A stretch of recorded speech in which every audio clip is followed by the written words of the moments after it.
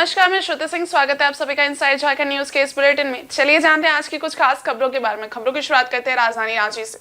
मुख्यमंत्री हेमंत सोरेन ने अपने 4 वर्ष पूर्ण होने के उपलक्ष्य में पत्रकारों के साथ संवाद किया। मुख्यमंत्री हेमंत सोरेन ने कहा कि वर्तमान राज्य सरकार का ठीक तरह से गठन भी नहीं हुआ था और देश दुनिया में वैश्विक महामारी कोरोना संक्रमण ने दस्तक दी। वैश्विक महामारी के चलते देश में लंबे समय तक लॉकडाउन लगा रहा। झारखंड देश के पिछड़े राज्यों में गिना जाता है। वैसी स्थिति में कोरोना जैसी आपदा राज्य के लिए अभिशाप जैसी थी। मुख्यमंत्री हेमंत सोरेन ने कहा कि हमारी सरकार ने वैश्विक महामारी कोरोना संक्रमण के समय भी अन्य राज्यों की अपेक्षा झारखंड में बेहतर कार्य किया तथा गरीब, मजदूर, किसान सहित सभी को सुरक्षा प्रदान करते हुए महामारी का डटकर सामना किया। वैश्विक महामारी की चपेट में आकर हमारे मंत्रिमंडल के 2 मंत्री भी शहीद हुए। मुख्यमंत्री ने कहा कि जैसे ही वैश्विक महामारी का बादल छटा, हमारी सरकार ने वादों के अनुरूप राज्य को एक नई दिशा देने का प्रयास किया। उक्त बातें मुख्यमंत्री हेमंत सोरेन ने कांके रोड रांची स्थित मुख्यमंत्री आवासीय परिसर में आयोजित पत्रकार संवाद कार्यक्रम को संबोधित करते हुए कही। मुख्यमंत्री ने कहा कि वर्तमान सरकार पूरे झारखंडियों की सरकार है। शुरुआती दिनों से ही हमारी सरकार ने राज्य के हर वर्ग, हर समाज को लेकर आगे बढ़ने का कार्य किया। आपकी योजना, आपकी सरकार, आपके द्वार राज्य सरकार की एक महत्वपूर्ण और प्रभावी अभियान रहा है। इस अभियान के तहत हम विकास की राह में खड़े अंतिम व्यक्ति तक पहुंचे हैं। 29 दिसंबर 2023 को इस अभियान के तीसरे चरण का अंतिम पड़ाव है। झारखंड देश का सबसे पिछड़ा राज्य होने की वजह से यहाँ आर्थिक, शैक्षणिक स्तर पर सहित कई विषमताएं रही हैं। हमारी सरकार आपकी योजना, आपकी सरकार, आपके द्वारा अभियान के माध्यम से इन विषमताओं पर काम करने का पुरजोर कोशिश कर रही है। हमारी सरकार ने राज्यकर्मियों को संवेदनशील बनाने का प्रयास किया है। जिस उद्देश्य के साथ हम लोगों ने सरकार बनाई, उस उद्देश्य को पूरा करने के लिए ये सरकार अब तक गांव के लोगों के साथ, राज्य की जनता की भावनाओं के साथ कदम से कदम मिलाकर चलने का कार्य किया है। मुख्यमंत्री ने कहा कि अभी चुनौतियां खत्म नहीं हुई हैं। आगे हम लोगों को और कई चुनौतियों का सामना करना है, परंतु इन चुनौतियों से निपटने के लिए हम पूरी तरह तैयार हैं। किसी भी राज्य का सर्वांगीण विकास केंद्र सरकार तथा राज्य सरकार के आपसी समन्वय से होता है, परंतु मेरा मानना है कि केंद्र सरकार से जो सहयोग हमें मिलना चाहिए था, वो अपेक्षा के अनुरूप नहीं मिला है। केंद्र सरकार से कम सहयोग मिलने के बावजूद सरकार ने कदम रोके नहीं, बल्कि निरंतर आगे बढ़ते रहे। जिस तरीके से सरकार को हम लोगों ने और इस राज्य को दिशा देने का पूरा एड़ी चोटी एक किया, वो किसी से छुपा नहीं है। सरकार ठीक से बनी हुई नहीं थी। कोरोना महामारी आया, कोविड आया, लॉकडाउन हुआ और चूंकि झारखंड देश का सबसे पिछड़ा राज्य है, यहाँ किसान, मजदूर तबके के लोग, गरीब, पिछड़े, आदिवासी, दलित, पिछड़ा बहुल्य राज्य है। ऐसी आपदाएं इनके लिए एक अभिशाप के बराबर होता है। और आपने देखा कि इस वैश्विक महामारी में और राज्यों के अनुपात में हमारे राज्य में जो अफरा तफरी और जो एक भयावह स्थिति होने की शंका थी, उसको हम लोगों ने पूरे डट कर मुकाबला किया और काफ़ी शांतिपूर्वक हम लोगों ने उस वैश्विक महामारी का भी सामना किया। और खुशी इस बात की कि इस राज्य के गरीब, असहाय, मजदूर लोगों को भी हम लोगों ने इस वैश्विक महामारी में कुछ नहीं होने दिया, बल्कि इस चुनौती में हमारे 2 मंत्री भी शहीद हो गए। फिर जब कोविड का बादल छटने लगा, तो जैसे कि हम लोगों ने वादों के अनुरूप कि ये झारखंडियों की सरकार है और हम लोगों ने राज्य के हर वर्ग, हर समाज को लेकर आगे बढ़ने का काम प्रारंभ किया। एक बहुत महत्वाकांक्षी योजना सरकार की रही, आपकी योजना, आपकी सरकार, आपके द्वार कार्यक्रम के माध्यम से हम लोगों ने 2021 से राज्य के अंतिम व्यक्ति तक पहुंचने का प्रयास किया और कल ही इसकी अंतिम 2023 का पड़ाव भी खत्म होगा। देश का सबसे पिछड़ा राज्य होने के वजह से राज्य में गरीबी, पिछड़ापन, शैक्षणिक, आर्थिक, सामाजिक जो विषमताएं थी, उसको हम लोगों ने कम करने का पुरजोर कोशिश किया।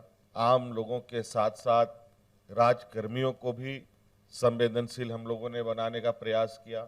आज हम लोगों ने जो सरकार बनने के पहले इस बात को निर्णय किया था कि ये सरकार गांव से चलेगी, गांव के लोगों के भावनाओं के साथ चलेगी, राज्य की जनता की भावना के साथ चलेगी। कई चुनौतियां आई, इस बीच में अभी भी चुनौतियां हैं। ऐसा नहीं कह सकते कि सारी चुनौतियां खत्म हो गई, क्योंकि ये देश का एक लोकतांत्रिक व्यवस्था है, एक फेडरल संघीय ढांचा है जिसके अनुरूप राज्य सरकार, केंद्र सरकार एक समन्वय स्थापित करते हुए आगे बढ़ती है। लेकिन मैं जहां तक झारखंड जैसे पिछड़े राज्य को एक सहयोग की आवश्यकता है, उस अनुरूप हमें कम सहयोग मिला। उसके बावजूद हम लोगों ने अपने कदमें नहीं रोकी और निरंतर हम लोग आगे बढ़ते रहे। किसानों के लिए, मजदूरों के लिए, महिलाओं के लिए, मजदूरों के लिए, बेरोजगार युवकों के लिए, युवतियों के लिए, हर वर्ग को छूने का हम लोगों ने प्रयास और विभिन्न योजनाओं के माध्यम से उनको जोड़ने का प्रयास किया। आप सबको मालूम है हमारे राज्य में 80% के लगभग का जो संख्या है वो लोग ग्रामीण परिवेश में रहते हैं और मुझे लगता है कि इस राज्य का अगर सर्वांगीण विकास की राह पर चलने का अगर हम संकल्प लेते हैं तो झारखंड में गांव को छोड़े बगैर विकास की राह पर आगे बढ़ना संभव नहीं है। हमारा ये मानना है कि गांव मजबूत होगा तो शहर मजबूत होगा, शहर मजबूत होगा तो राज्य भी मजबूत होगा। और अगर एक तरफ हेमंत सरकार के 4 साल पूरे हो रहे हैं तो वहीं दूसरी तरफ विपक्ष सरकार की नाकामियों को गिनवाने का काम कर रही है। इसे लेकर आजसू सुप्रीमो सुदेश महतो ने पार्टी मुख्यालय में प्रेस वार्ता की। सुदेश महतो ने सरकार के 4 साल पूरे होने पर एक वीडियो रिपोर्ट प्रस्तुत की। सुदेश महतो कहते हैं कि आज हम राज्य सरकार के 4 साल पूरा होने पर यही कहते हैं कि सरकार न नीति न नियोजन किसी पर काम नहीं कर सकी। सरकार न नियोजन नीति बना सकी, ना ही उद्योग नीति बना सकी। इन अवसरों का लाभ लेने वाले नौजवान छात्रों पर इसका असर पड़ा है। इस राज्य में 7 लाख से ज्यादा रजिस्ट्रार बेरोजगार हैं। नौकरी न मिलने पर 8 लाख से ज्यादा पलायन कर गए। नीतियों के लिए मांग कर रहे पारा टीचर 4 साल पहले भी सड़क पर थे और आज भी सड़क पर ही हैं। आज के अखबार में प्रचार पर मैंने देखा युवा सड़क के बढ़ते कदम, लेकिन मैं कहना चाहता हूं युवा झारखंड के भटकते कदम। 1932 की दुहाई देने वाली ये सरकार एक भी नौकरी नहीं दे सकी। चूंकि नीति बनी नहीं तो नौकरी मिली नहीं। ST/SC के वादे करने वाली सरकार अब षड्यंत्र पर उतर आई है।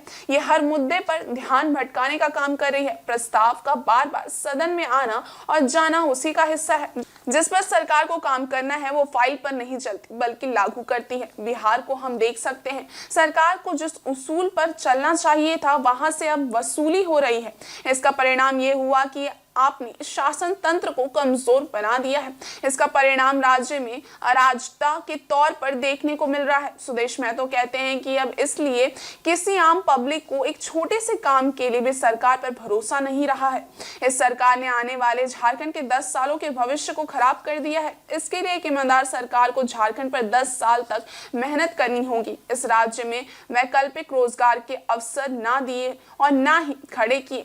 प्रारंभिक काल में मुंबई दिल्ली का दौरा हुआ, उद्योगपतियों का न्योता तो दिया लेकिन एक भी चिमनी तक खड़ी नहीं हो सकी। तत्कालीन काल में साइकिल वितरण की योजना शुरू हुई थी लेकिन 3 साल में ये सरकार बच्चों के लिए साइकिल नहीं खरीद सकी। सारी योजनाएं जो सरकार गिनवा रही है वो पुरानी है। ये सरकार जो आबू आवास योजना को गिनवा रही है तो उन्हें पता होना चाहिए कि एक पंचायत में हजारों लोगों की इसकी जरूरत है, लेकिन नजदीक से देखने पर पता चलता है कि हर पंचायत में सिर्फ 150 लोगों को ही इसका लाभ मिल पाएगा। लाख आवेदन ऐसे ही पड़े रहने वाले हैं। आपकी सरकार आपके द्वार योजना पर वो कहते हैं कि आज सरकार तीसरे चरण में है, लेकिन पिछले 2 चरण पर वो घूमकर देखने नहीं जाती कि कार्य पूरा हुआ कि नहीं। 4 साल के अंदर हमने कितने कॉलेज खोले, इनके डाटा को देख लीजिए, इनके घोषणा पत्र को देख लीजिए। हर जिले में विद्यालय, महाविद्यालय जैसे जितने भी लिखे जा सकते हैं वो सारे संकल्प उसमें डाले हुए हैं। एक भी संकल्प पूरा नहीं हुआ है, जबकि पुराना इंफ्रास्ट्रक्चर जो बना हुआ है विद्यालय महाविद्यालय के लिए वो भी कहीं पर चालू अवस्था में आ नहीं पाया। 8 साल 10 साल की बिल्डिंगें पड़ी हुई है लेकिन शैक्षणिक वातावरण वहां बन नहीं पाया क्योंकि नियुक्तियां नहीं हो पाई। लेकिन नौकरियों का डाटा 1000 के आसपास भी खड़ा नहीं हो पा रहा है। जो भी नौकरियां भी 1000 के आसपास भी है वो नौकरी पूर्व के सरकार के विज्ञापन के आधार पर है। इनके विज्ञापन से निकला हुआ नौकरी एक भी आपको इस प्रदेश में 4 साल में आपको नहीं मिलेगा।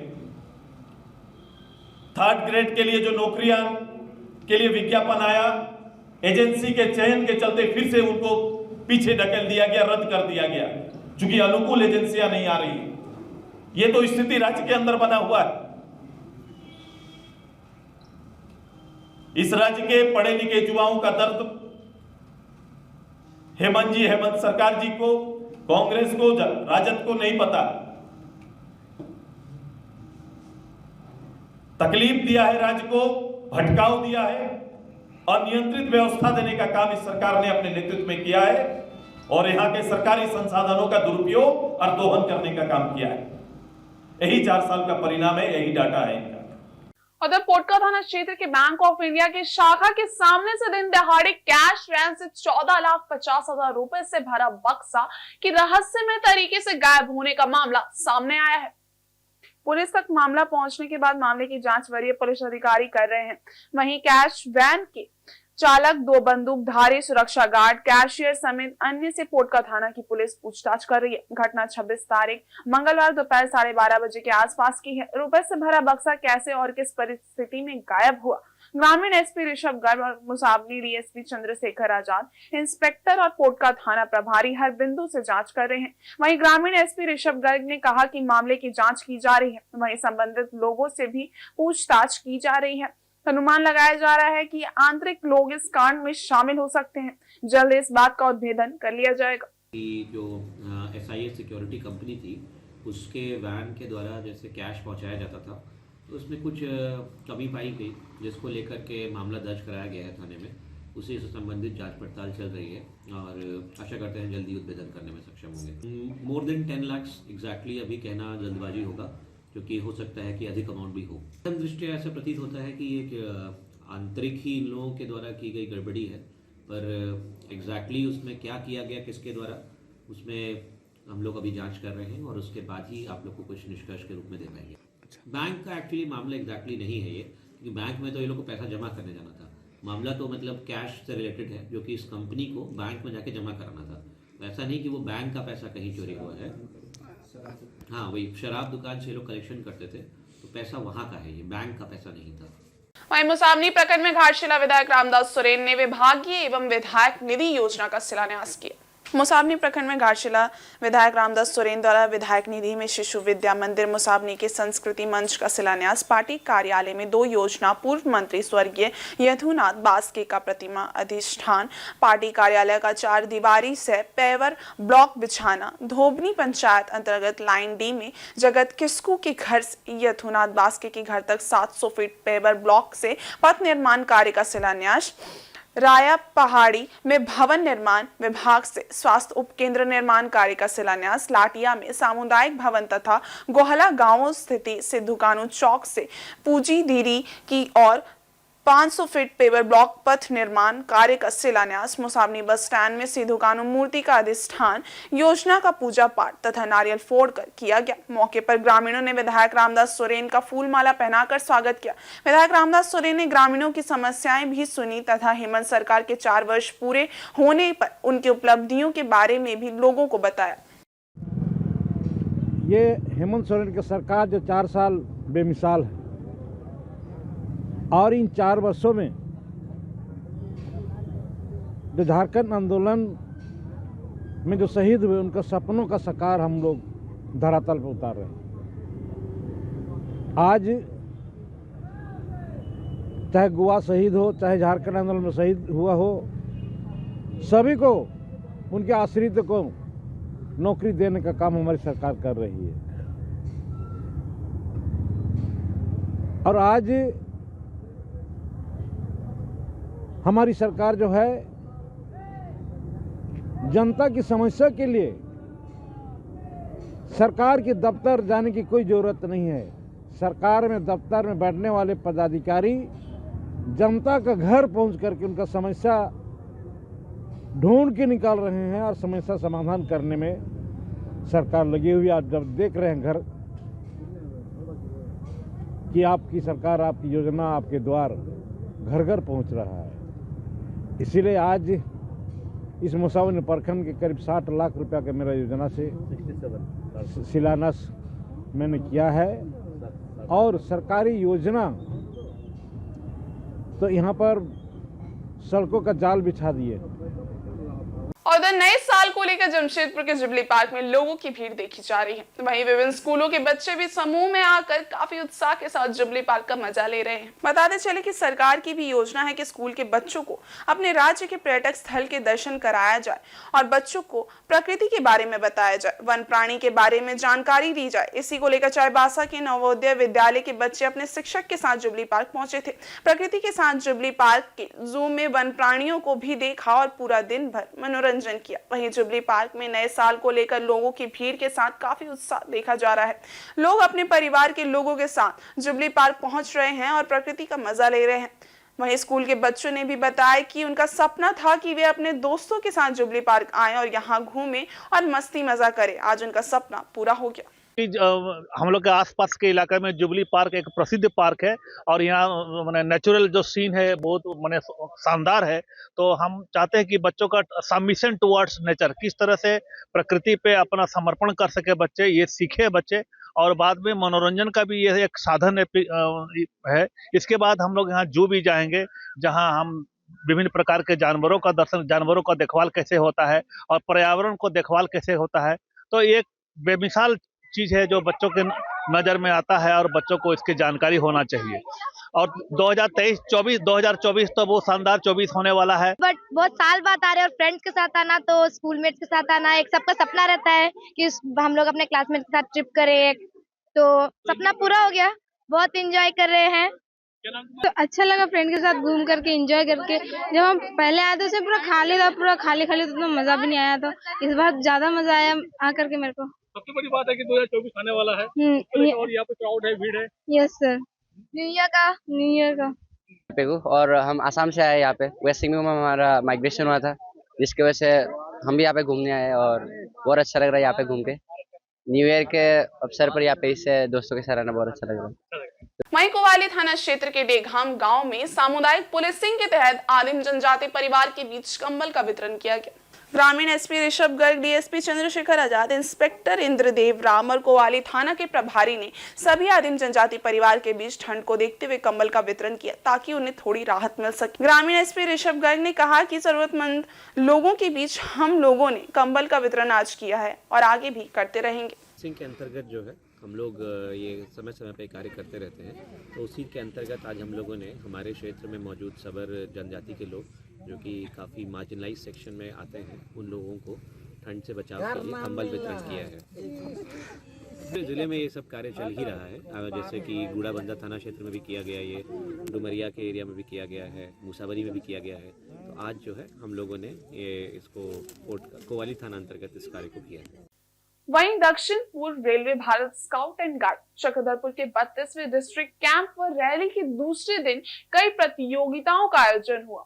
भारत स्काउट एंड गाइड के रोवर ने बैंक वुडमेन्स कुकिंग के दौरान बर्तन का उपयोग किए बिना ही विभिन्न तरह के लजीज व्यंजनों को बनाकर प्रस्तुत किया।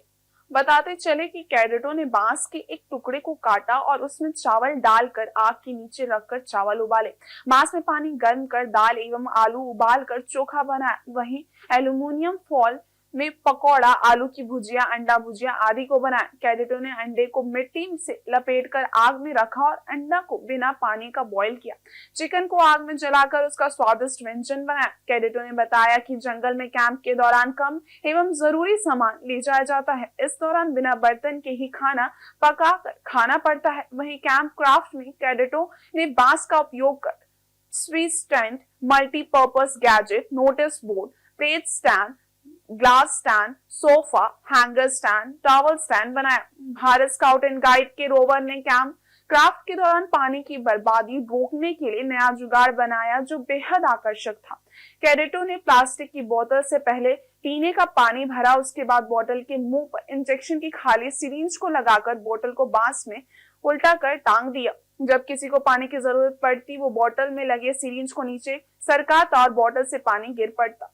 इसके बाद सिरिंज को ऊपर सरकाने पर पानी का बहाव बोतल से बंद हो जाता। कैडेटों ने बताया कि पानी की बर्बादी को रोकने के लिए ये नया देसी जुगाड़ बनाया गया है। कैंप रैली के दौरान सुबह में march past, band, display, camp craft, bank, woodmen's cooking, first aid, pioneer project एवं शाम को क्विज प्रतियोगिता, देशभक्ति गीत एवं लोक नृत्य प्रतियोगिता का आयोजन किया गया।